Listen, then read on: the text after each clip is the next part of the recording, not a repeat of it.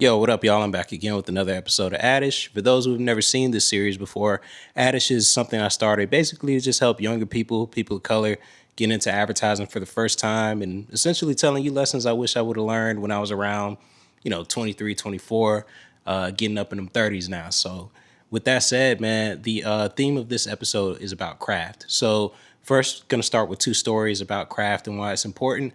And then we're going to transition into the insight for today and maybe a quick strategy for how this all can come to life. So, story number one is an advertising story that I got from an old coworker a few years ago, and basically it was about a pitch they had lost. Right.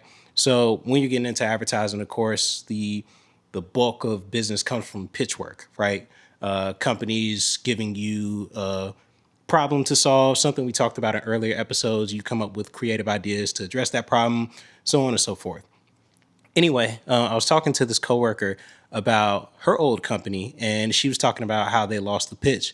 And believe it or not, the reason they lost the pitch is because some of the slides in the deck were missing page numbers, and a couple of slides had like fonts that weren't matching up.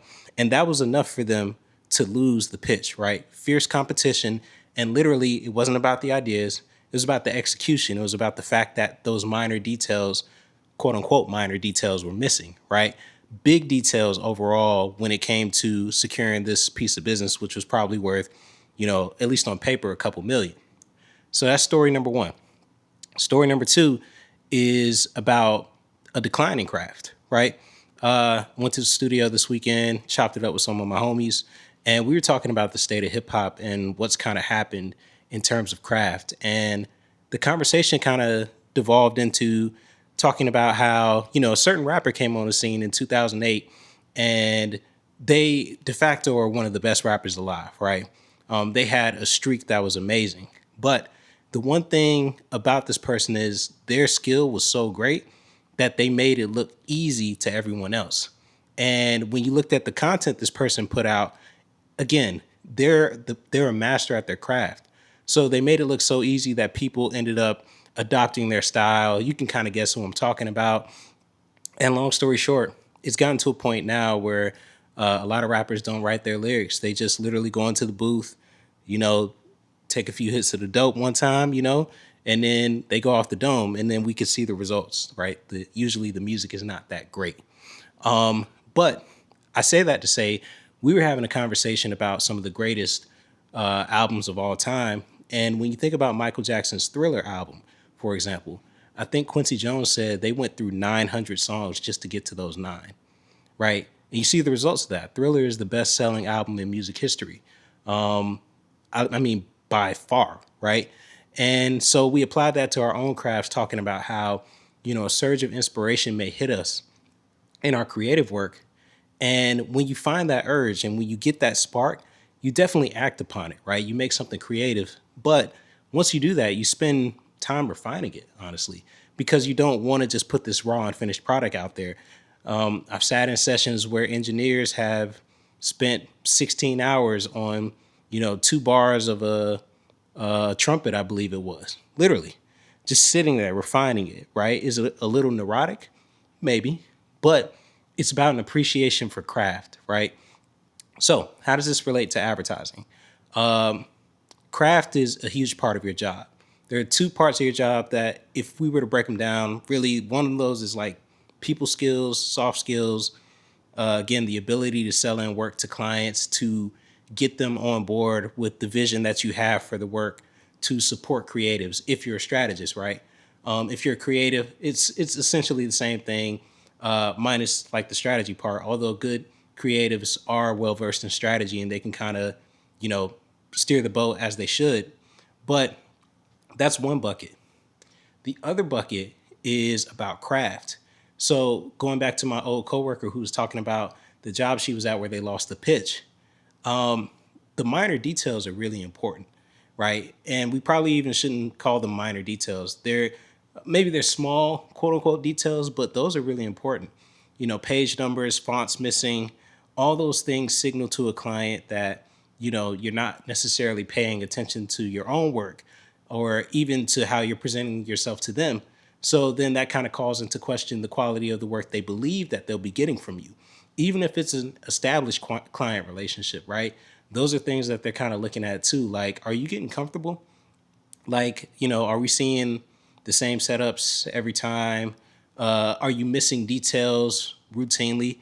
Like, again, we're all humans. We all make mistakes, but it's bad to get into the habit of missing stuff time and time again. It starts to, again, set off red flags in your client's mind that you may not be giving the work its just due. So, uh, return to craft is what this is all about. Make sure that you're paying attention to the smaller details. And if we were to put this into an insight form, if, for my strategists out there or for my budding strategists, you could say the insight is that your job isn't just to think about the big picture, it's actually to focus on the small details, right? And maybe a strategy for that, if we were to use a get to buy framework, which again, that's just like a simple framework for getting to a strategy that a lot of people use. It could be to get decision makers to see how adept you are at doing strategy work by showing your appreciation for the small details. And that can be tweaked a little bit. All of that can be tweaked. But again, the main thing I kind of want to drive home to you is that everything comes back to craft and an appreciation for craft. So, on a week like this, I may just go back and study fundamentals, right? Again, I'm sure there's someone watching this who's seasoned, who's like, it isn't all about that. It's about selling to clients. And, they are right, in their own right. But also the fundamentals are important. When you think about the greats, whether it's Kobe, whether it's Mike, both Mikes, MJ in his prime and MJ on stage, like they still went back and did their fundamental work. Like they didn't skip steps. Kobe would be in the gym practicing footwork, practicing his dribbling. Same thing with Steph. Steph practices dribbling with both hands. He practices with his left and his right. He does so many different exercises that, even if he can't, even if his jump shot isn't working that night, he's still going to go in the paint and eventually going to get to the line. And all of that, again, is about craft and appreciation for the craft of what you're doing. And that's in advertising, that's in sports, that's in music, that is in life, right? An appreciation for anything you're approaching and approaching it with the right mindset pays dividends, if nothing else. So again, this is a lesson that I probably wish I would have learned earlier with everything I do. I learned it with music, with advertising. It took a little bit of time, but you have to realize, like, when there's business at stake for a lot of these corporations, man, sometimes things get really, really razor thin in terms of who are we going to work with, who are we going to cut. And those details are the ones that matter the most. Like, what type of imagery did you use? Is this a high res photo on this slide? Are there a lot of words misspelled? Are page numbers missing? Does that link actually work?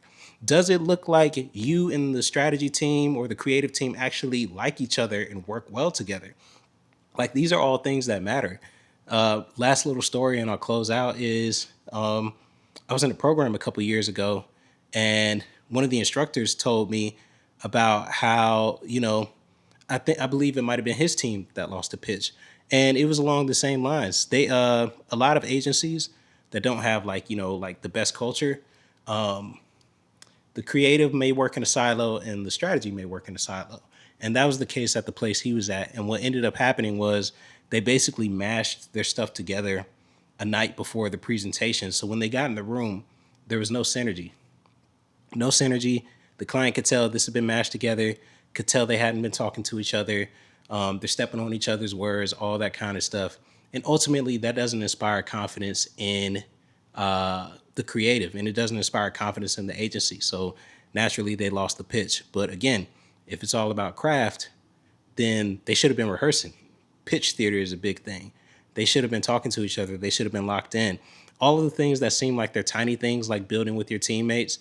Maybe if you're a budding strategist and you're working at an agency, taking your creatives out to lunch, or even just finding reasons to kick it with them, just getting invested in their world and what they do outside of work.